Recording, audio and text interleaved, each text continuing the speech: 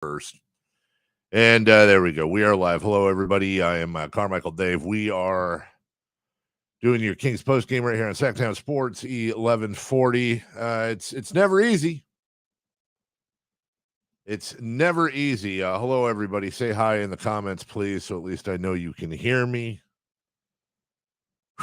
De'Aaron Fox with an all-star game tonight. 32 points, 12 boards, 7 assists, scoreless in the first quarter. They got it together. Thank God. I don't know, man. I was just absolutely ready to be upset. I was just, this is one of those games they lose. It really is. It's one of those games that they lose. And they didn't. Listen, bottom line is this. We went down to Staples, crypto, whatever the heck it was, and made it work. And really, isn't that all that matters? Whoa, big face there. Hi, guys. Big victory for these guys. It truly was. I can't say enough about De'Aaron Fox. And Russell, I'm glad you're in here. Russell's always with us on the morning shows. If you're excited about this win, you're delusional, he says. Listen, dude. God, that looks weird. Sorry about my screen. They did not play well. These are the types of wins that separate bad teams from good teams. I know that sounds weird. I really do. I know it sounds weird. But this is the type of game they would always lose. You're on the road. You're supposed to win. You're playing down to your competition.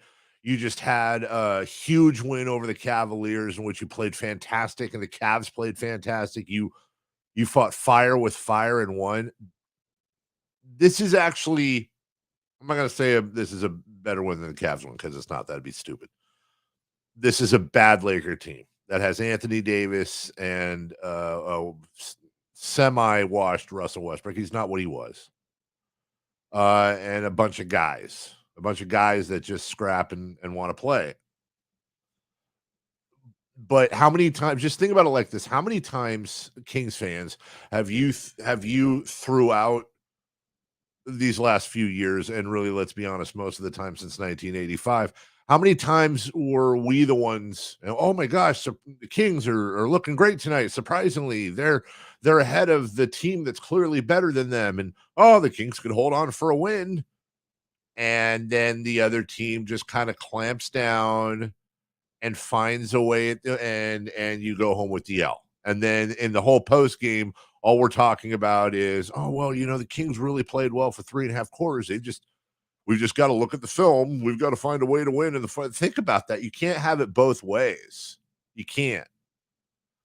This is one of those games that bad teams lose. They didn't have their best stuff. They did not play well. They did not shoot well. Let's take a look at, I'm waiting for some of the post game here. I'm looking out in the corner of my eye so we can watch this together. Let me draw this up here. Hold on. Let's look at this. Let's look at team stats. 51% isn't terrible. 33% isn't horrific. They gave up 40% from beyond the arc to a horrible shooting Laker team. Let's look at the game charts here real quick. That's always what okay, here we go. They got out rebounded, but not by a ton, but they're going to get out rebounded in most games. The free throws, 86% from the line. And that's becoming more than a fluke. That's becoming a regular thing. That's how big teams win, or good teams win. You make your free throws. You go to the line. How many times did we let me get to that in a second. I want to see points in the paint actually outscored them by 2. Fast break points, we have them by 4. Not a lot of fast break points tonight, weirdly enough. How many times do we go to the line tonight? Sorry, I'm scrolling around here, guys. 18-21 from the line. They went 20-26 from the line. That's how good teams, or should I say better teams than we're used to, that's how they win. That's how it's done. You have to respect that.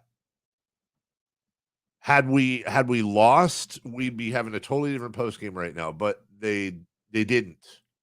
So you can't have it both ways, guys. I understand we wanted a 30-point win. I get it. That's what I wanted. But you can't have it both ways. You can't get close to winning against a team and then be talking about moral victories, or they shot great, or they were close for a while. You can't be doing that and then turn around and they get a victory and you're like, wow, that game was trash. They didn't have their best stuff. I hear you. They didn't have their best stuff. They won. And De'Aaron Fox is playing like an absolute bona fide all-star. He took over that game in the last 3 quarters and really late in that 4th quarter. And, it's so funny the way it works. If he misses a couple of those shots and they lose, it's hero ball. Right? Think about that. It's hero ball if that happens. It's hero ball. That's not what happened. That's not what happened. He took over and he made the shots. That's it. They got the W. They got the W. And just for funsies, guys, let me bring up the standings in the NBA, because if I'm correct, I do believe the Sacramento Kings are now in I know it's early, but I don't care. They're now, I believe, in sole possession of the final play-in spot. Was I right? Let's see. Survey says, oh yeah. Would you look at that? Would you look at that? Okay, I'm just going to highlight everything here. Oh, look at the Sacramento Kings. 11 games in the 10 spot. Look at the Sacramento Kings starting out 0-4. What are they now, guys? They're 5-2. They're 5-2 since an 0-4 start. Think about that. You can't, and we know about those 2 losses. We know all about those 2 losses. Tyler Hero and Klay Thompson on Kevin Huerter. Now, I'm not here to say they would have won both of those. Well, let's say they split them. Come on, man. Be happy, Kings fans. They're 5-6, and this was a tough schedule. And you know what? The Warriors come in on Sunday. Wouldn't that be nice? I think we got a little something for the Warriors. That's 5 of the last 6, guys. And this has not been an easy run. Schedule strength is rough. And it doesn't get any easier. Look at this remaining schedule strength right here. Right there. Sacramento, third. That's not easy. You guys got questions, put them in the comments. You can hit me up on Twitter as well. I'm proud of these guys. I'm proud of this team. It's a win. Anytime you get a win against the Los Angeles Lakers in front of their bandwagon ass crowd, it's a good way to go into a weekend, isn't it? Isn't it? Domantas Sabonis continues to do what needs to be done. It's not always pretty. Foul trouble here, foul trouble there. I mean, he was taking it to Anthony Davis. These are just wins that this team doesn't get in the past. It's different. Now you just got to stay there, though. We've seen this before. Anyone who has Facebook and who tends to post about this team on Facebook, I get these Facebook memories all the time. Where, remember the year where we beat Phoenix on the road? This is like, I think it was the Jaeger year, the final Jaeger year. It started out great. And then, things happen. But other than injuries or something crazy, I don't see a ton of holes in this team. They shot like crap tonight from behind the arc. They shot like crap. By the way, in case you're interested, the line on this game, it depends on when you got it, was 4.5. Kings won by 6. That line didn't look great. 12 of 36 from behind the arc. I mean, the Kings defense is still a work in progress. Okay.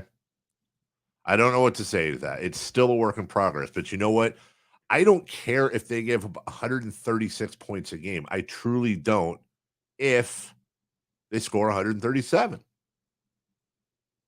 Right? I mean, this is a problem. The Lakers defense isn't that great either. Was worse last year. Just remember how many times good teams would come in and beat us in the past. All the time. I need you guys to help me out here because sometimes this works, sometimes it doesn't. I want to get Mike Brown's post game. Let's see if we can get sound here. Let me just turn it up real quick. That's on my end. Here's Mike Brown, I hope. Let me know if it's working. A lot of it, you got to give the Lakers credit. They did a heck of a job, but I didn't feel like we were ourselves. It's probably the first half that I didn't think that we did a great job moving the basketball offensively. And we struggled because of it.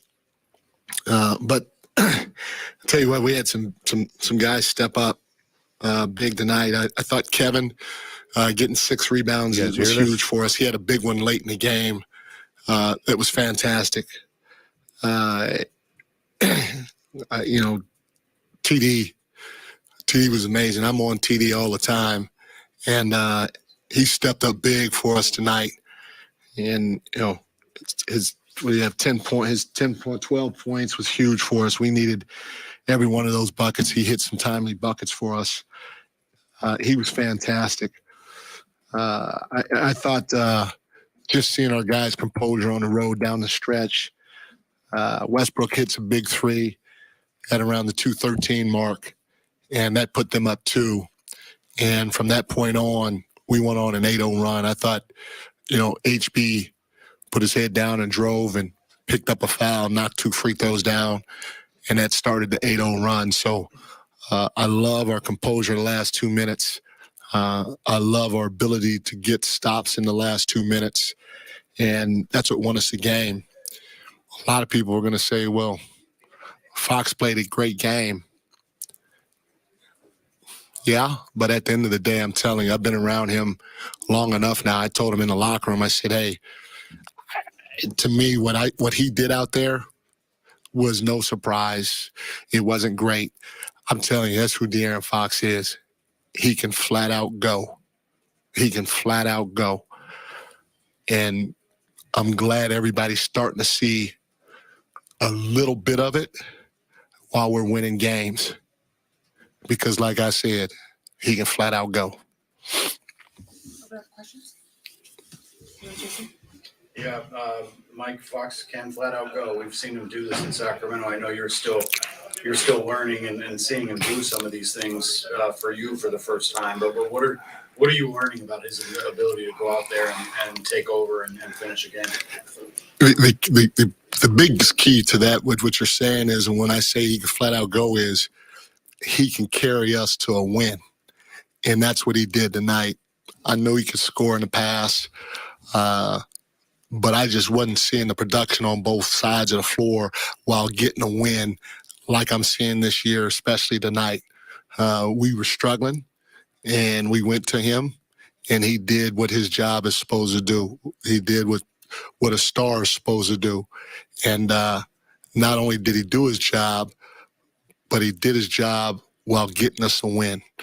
And that's what's exciting. That's what I'm seeing him do right now.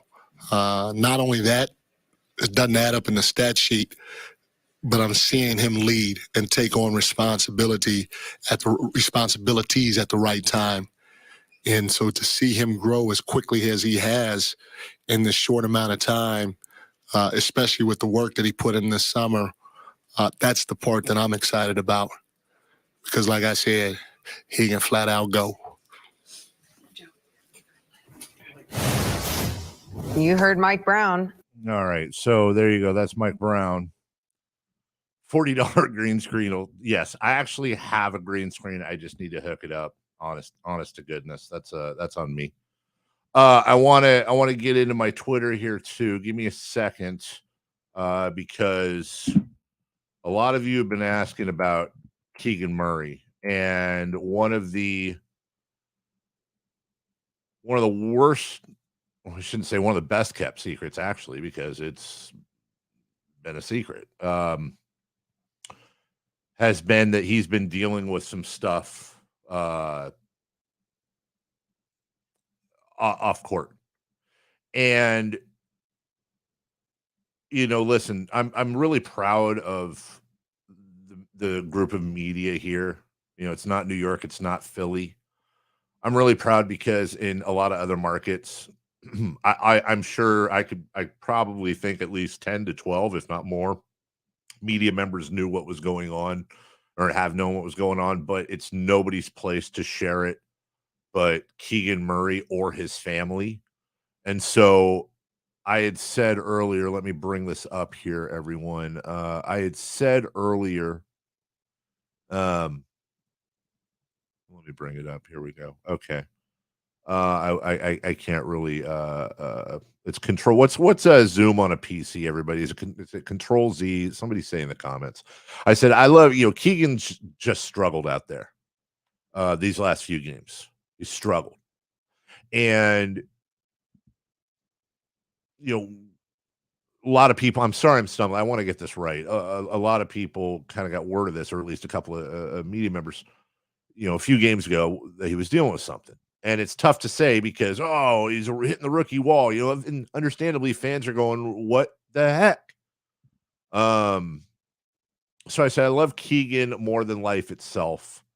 And I'm very aware of things, but man, the poor kid looks a bit lost out there. And I want to hug him. He'll figure it out, which is exactly how I think I do and a lot of people feel. And then Twin Guy says, is there something going on with him personally? And I didn't just see this until we were watching the Mike Brown stuff, but Keegan Murray is Keegan Murray's dad. And he got in here. Let me see. Is that? Yep, there we go. Thank you, Jason, for that. He says, I will answer that. He is learning, but yes, we are dealing with a very serious family issue. My mother had a stroke while attending his game in Charlotte. We keep him updated so he knows what's going on. He will be fine. He has a strong family and team around him. David jumped in and said, prayers for your mother. And Kenyon said, appreciate that. She's getting better, but not out of the woods. I was supposed to be with him on the Florida swing, but obviously had to be with my mom. He will be fine. And all I can say is that's on them to share that. Now that Mr. Murray has shared that, it's in the public domain, and I'm glad in the sense that that's their business and they can do with that what they want. And as somebody whose father had a stroke about 4 years ago, I not only can completely identify with this, but also understand the need for privacy. It's a very, very scary thing. But in the sense where I'm glad Mr. Murray shared it is that I hope that gives a little bit of background and color what Keegan's going through. He didn't just forget to play basketball, everyone, in 3 games, 4 games. He's obviously dealing with a lot. Anyone who's ever gone through something where a family member has a stroke, it is terrifying. It is terrifying. It is a long road back, if there is a road back, and thank goodness it sounds like she's improving. And once you're in the Kings family, you're in the Kings family. You really are. And Keegan Murray is not just a rookie; he's our rookie. And I think people around town, anyone that would run into him, feels the same way. And I guarantee you, if they had their way, there's about 18,000 hugs waiting for him if he wants it from a lot of people that are concerned about a new member of their family. So thoughts and prayers and whatever works for you to send good wishes, good karma, whatever it may be, to the entire Murray family. And he's a rookie. He's away from his twin, his family. He's, we talked about this the other night. He's getting used to things on the road as a professional, as an adult, as a man, as an NBA player. And then this happens just less than 10 games into his career, and I will just bet you he would give anything to be with his family, supporting them, and of course his grandmother.